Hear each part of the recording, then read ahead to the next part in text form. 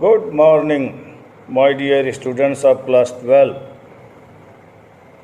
I am Jagmohan Tiwari, principal of your college. I have been teaching English for the last 36 years in this institution to the intermediate students. Today, I am going to talk to you. I am going to teach you a poem on his blindness composed by John Milton. On his blindness is a personal sonnet of John Milton.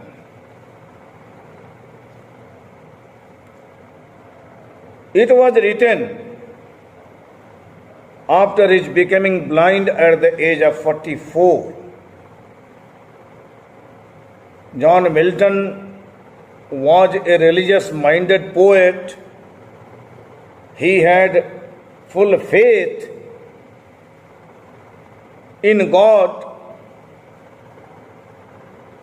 He thought that his poetic talent had been given by God to him, and it was his duty, moral duty, to use this poetic talent in the service of God by composing poems. But when he becomes blind at the age of 44, he is very sad, extremely sad, to think that due to this blindness, he will not be able to serve God through poems. So, he starts lamenting over the loss of his eyesight in the middle of his life. अपने अर्ध आज में ही अपने अंधे हो जाने पर वह शोक कर रहा है, विलाप कर रहा है. Please open the book and see. I am going to read the first stanza. When I consider how my light is spent ere half my days in this dark world and wide, and that one talent which is death to hide, lodged with me useless, though my soul more bent to serve there with my Maker and present my true account, lest he returning child. So, while lamenting over the loss of his eyesight, the poet says that when he thinks that he has become blind before half of his life, the whole world seems to be full of darkness for him. जब वह यह सोचता है कि अपने अर्ध आज में ही वह अंधा हो गया है, तो ये पूरा संसार अंधकार में उसे प्रतीत होने लग रहा है. और ऐसी दशा में दैट वन टैलेंट, वह एक प्रतिभा, कविता लिखने की प्रतिभा, which is death to hide, जो उसके अंदर छिपी छिपी आध्यात्मिक रूप से मृत्यु को प्राप्त हो रही है, उसके मौत के साथ ही वो प्रतिभा भी समाप्त हो जाएगी. इस वक्त उसके अंदर lost with me, lost in him useless, बेकार सी प्रतिभा की होकर के रह गई है, क्योंकि अपने अंधेपन के कारण वह इसका सदुपयोग ईश्वर की सेवा में करने में अपने को असमर्थ पा रहा है. The poet says that when he thinks that God has made him blind before half of his life, this complete world seems to be full of darkness for him, and in such a condition, the talent of composing poetry is now becoming useless in him. Mentally and spiritually, this poetic talent is dying in him. कवि यह बात स्पष्ट कर दे रहा है कि ऐसी बात नहीं है कि उसके अंदर कविता लिखने की इच्छा नहीं थी. जैसे कहा जाता है कि नाच न आवे आंगन टेढ़ा, कोई यह आरोप उसके ऊपर न लगावे कि कविता लिखने का तो मन ही नहीं था, अंधेपन का बहाना मिल गया। यहां स्पष्ट कर रहा है, दो माई सोल मोर बेंट, उसका अंतःकरण, उसका आत्मा काफी दृढ़ प्रतिज्ञ है। बेंट का मतलब डिटरमिन्ड, कि वो कविता लिखे, कविता के द्वारा अपने मेकर निर्माण करता ईश्वर की सेवा करे, और कयामत के दिन, फैसले के दिन, मौत के बाद जब ईश्वर के दरबार में उसके जीवन भर के कर्मों का लेखा जोखा प्रस्तुत करना होगा, तो उस वक्त वह अपना सही लेखा जोखा प्रस्तुत करे। The poet makes it clear that in his heart there is a firm desire to serve God with poems. He wants to present the true accounts of his poetic activities in the court of God on the day of judgment, because he is afraid of the possibility of punishment allotted by God for him for not using the poetic talent. कहीं ऐसा न हो कि ईश्वर उसे डांटे फटकारे, उसके ऊपर यह आरोप मढ़े लगावे कि उसके द्वारा दी गई प्रतिभा का सदुपयोग उसने क्यों नहीं किया। Then in the second part of the poem, the poet is questioning himself. Doth God exact day labor light denied? क्या ईश्वर लाइट डिनाइड, रोशनी से वंचित अंधे व्यक्ति से डे लेबर, दिन के प्रकाश का श्रम अर्थात आंखों की रोशनी में किए जाने वाले कार्य की उम्मीद करता है? I fondly means foolishly ask. The poet is questioning himself in a foolish style.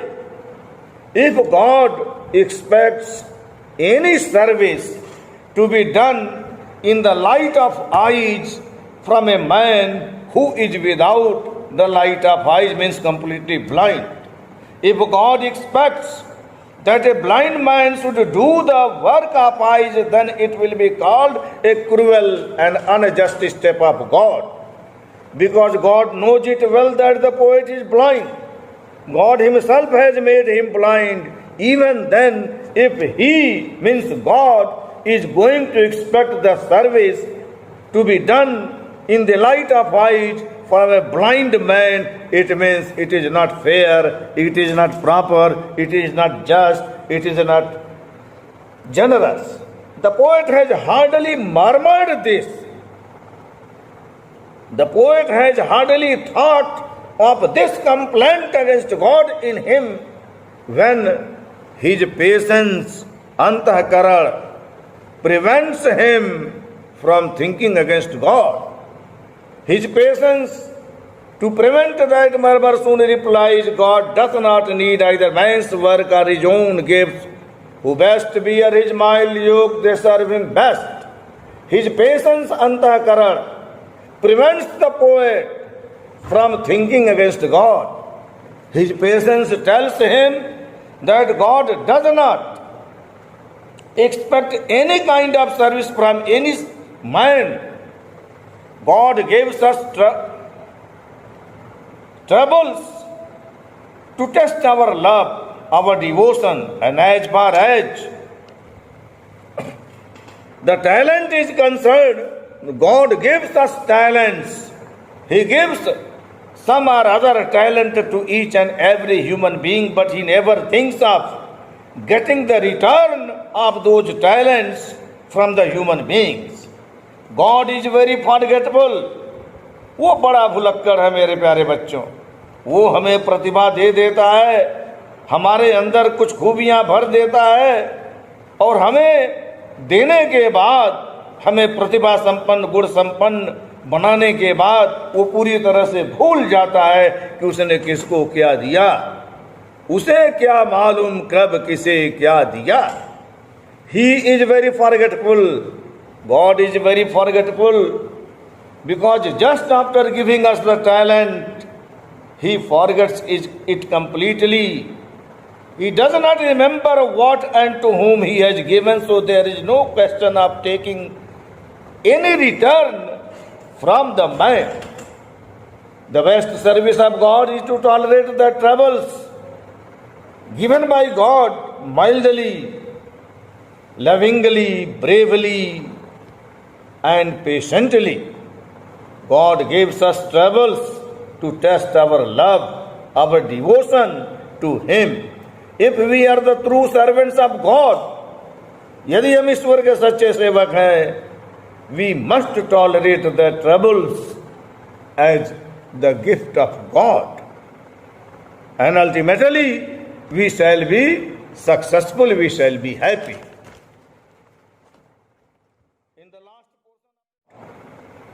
And ultimately, we shall be successful, we shall be happy. In the last portion of the poem, the poet is talking about the supremacy of God. The lines are, His state is kingly, thousands at His bidding speed, and post over land and ocean without rest. They also serve who only stand and wait. The position of God is kingly. He is the supreme king of the whole universe. Thousands of invisible angels are running everywhere in the sky throughout the universe to fulfill the orders of God, to fulfill the commands of God. God does not expect any service from any man. Thousands of invisible angels are always running throughout the universe to carry out, to obey, to fulfill the orders of God. They do not take rest. They travel from one place to another in the universe to fulfill the orders of God constantly, ceaselessly, tirelessly. There are many among them who are standing and waiting for their turn of service. अब ऐसा नहीं है कि सारे के सारे लोग दौड़ रहे हैं, कर रहे हैं ईश्वर के लिए. कुछ ऐसे भी हैं जिनको अपना अवसर नहीं मिलता है ईश्वर के लिए दौड़ने करने के, कुछ करने का. उन्हें इंतजार करना पड़ता है. ऐसा बिल्कुल नहीं है कि those who are standing and waiting are not serving. जो खड़े होकर अपने बारी का इंतजार करते हैं, प्रतीक्षा करते हैं, वे ईश्वर के सेवक नहीं हैं. ऐसा बिल्कुल नहीं है. They are also the true servants of God. एक अंधे व्यक्ति के रूप में कभी को भी अपने लायक मिलने वाले अवसर का इंतजार करना चाहिए. They are also the true servants of God because they have the same feeling of service in their hearts. Important thing is service feeling of service. Same feeling of service is in the heart of the poet, in the heart of those who have not got the chance, who have not got the turn to do something for God. In the middle of the poem, when I told you about the fear of the poet, he fears to be punished. In his mind, there is a story of the Bible.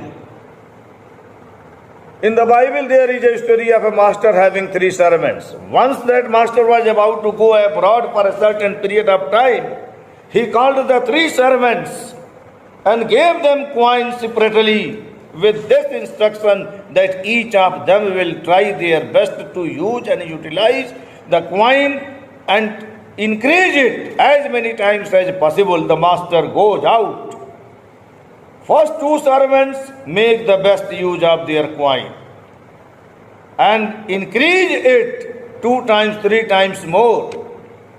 But the 3rd servant does not use the coin. He fears to lose the coin while using He is afraid of losing the coin while using, so he keeps it buried in the ground. The fixed period of time comes to an end and the master returns. He calls the three servants. The first two servants had done their best to use their coin. The result is that they are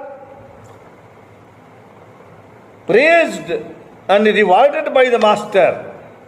The third servant had done nothing, so he is rebuked and punished by the master.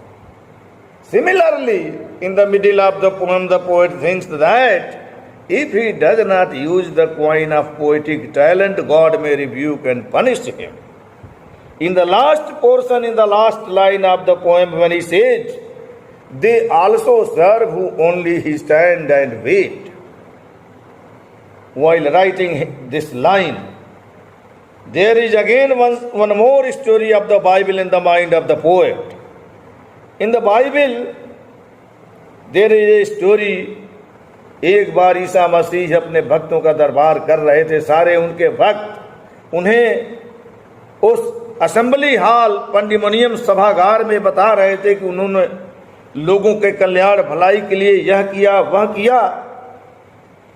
खूब अपने कृतियों की चर्चा कर रहे थे. All the devotees of God narrating their doings to Jesus Christ.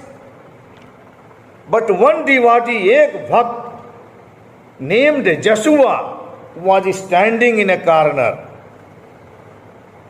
When Jesus Christ goes to him, he finds that Joshua is weeping. His cheeks are covered with tears. Jesus Christ was God. He understood it easily why Joshua was weeping. वो इसलिए रो रहा है कि अपने शारीरिक विकलांगता के वजह से वह ईसा मसीह के लिए कुछ नहीं कर पाया है. ईसा मसीह, Jesus Christ tells Joshua, they also serve who only stand and wait. Main thing is the feeling of service. Feeling of service in the Joshua was the same as it was in others who had done something. Joshua becomes glad, his pain reduces, and surrenders himself before Jesus Christ. So, whether we get the chance of doing anything or not, main thing is this: we must have the feeling of doing the thing in us. Thank you very much, my dear students of class 12 English. Have a nice day. Have a nice time. May you succeed in a grand style in your life and achieve the goal of your life.